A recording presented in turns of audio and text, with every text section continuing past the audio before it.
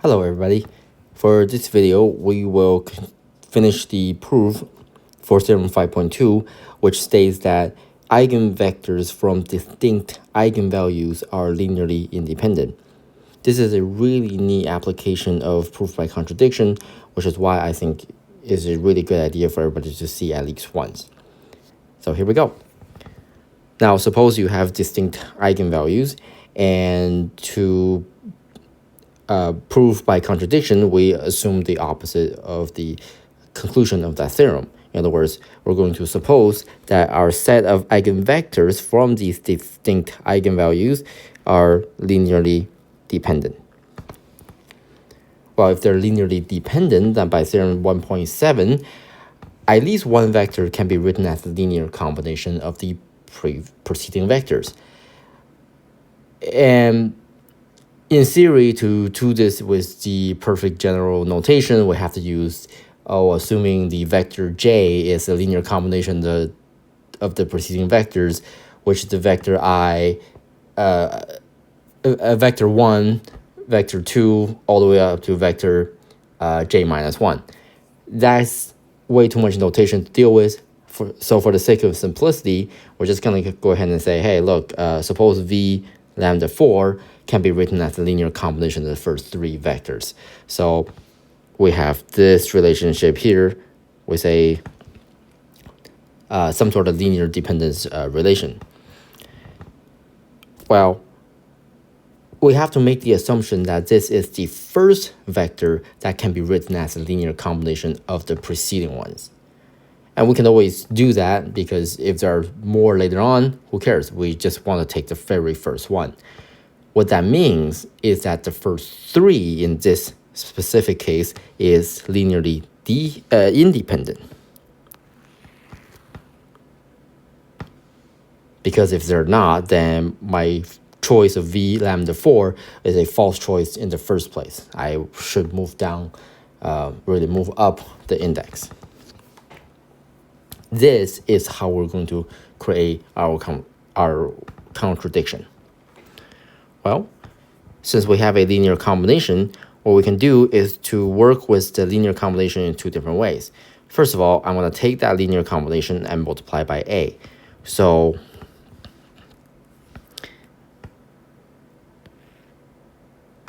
a times v lambda 1, a times v lambda 2,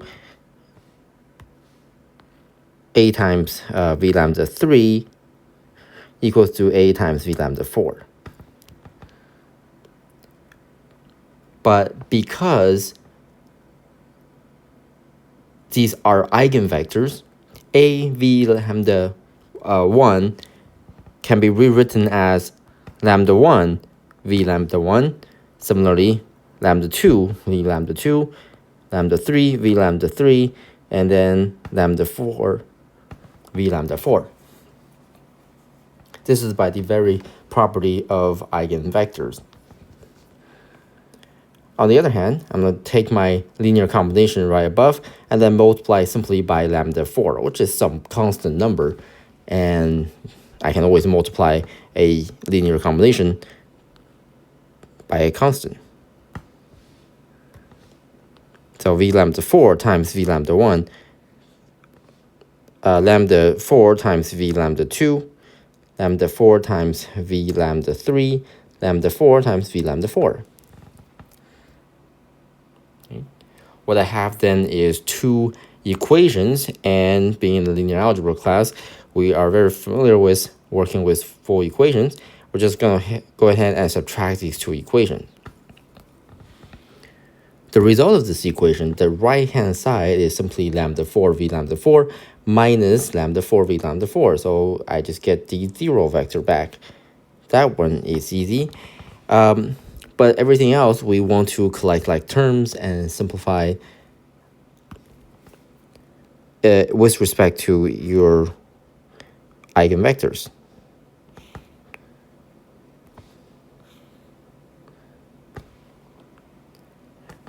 So to simplify and collect like term, we combine the coefficients. So I really have C1 lambda 1 minus C1 lambda 4 v lambda 1. And the same pattern is true for the other two. C2 lambda 2 minus C2 lambda 4. In fact, might be easier if I just factor the coefficient, the C1, 2, and 3 out directly. Maybe I'll do that in like line.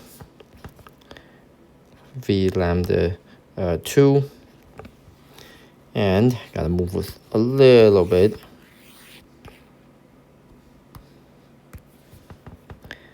Plus C3 lambda 3 minus C3 lambda 4. Yeah, just a little bit more. I knew I should have factored that one out, but that's okay. I'll do that in the next line. V lambda 3. Okay. What I mean here is to factor out the C1, C2, and C3. So I really just have C1 lambda 1 minus lambda 4, V lambda 1, plus C2 lambda 2 minus lambda 4, V lambda 2, and then C3, same idea, lambda 3 minus lambda 4, V lambda 3. Okay, and again, that's supposed to equal to the 0 vector. But because of our construction here, I know that V lambda 1, V lambda 2, and V lambda 3, they are linearly independent from this condition right here. But this second equation here is a linear combination of these three vectors, setting it equal to 0. Then by linearly independentness, we know that the coefficients have to be the trivial solution, trivial coefficient. In other words, we have to know that these three coefficients have to all be 0. But because lambda 1, lambda 2, lambda 3, and lambda 4, they are distinct eigenvalues, so they cannot be equal. So lambda 1, lambda 4 cannot be the same. Similarly, lambda 2, lambda 4 cannot be the same. Lambda 3, lambda 4 cannot be the same. So if lambda 1 minus lambda 4 does not equal to 0, that forces C1 to be 0. Right? If lambda 1 minus lambda 4 is not 0, that means C1 has to be 0. Similarly, lambda 2 minus lambda 4, that can't be 0, so C2 is 0.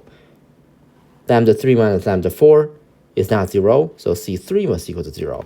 So that means C1 equals to C2 equals to C3 equals to 0. But look how we defined our linear combination in the first place.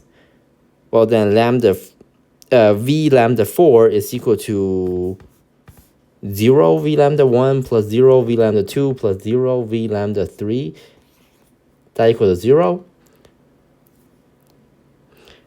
Can a eigenvector be 0?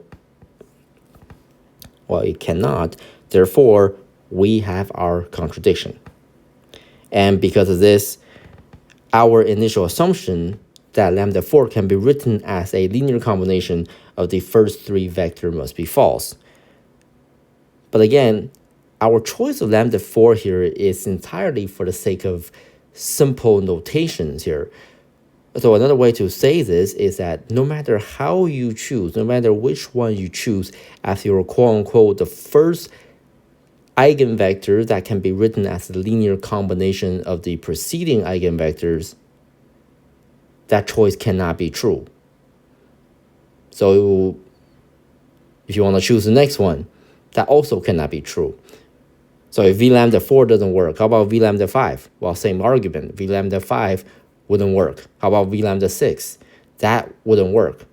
Similar argument. The point here is no matter what you do, you cannot find the first eigenvector who can be written as a linear combination of the others. Therefore, none of them can be written as a linear combination of the preceding ones, which again by theorem 1.7 means we have a set of linearly independent vectors. And that is the indices proof. So again, this is really neat little application of proof by contradiction, which is, at least in my opinion, kind of the exciting part about using proof by contradiction, where the contradiction part doesn't necessarily come from where you're expecting to come from. But everybody has their own opinions about proof by contradictions, I guess. So hopefully this is somewhat interesting to you. I will see you guys in the next video.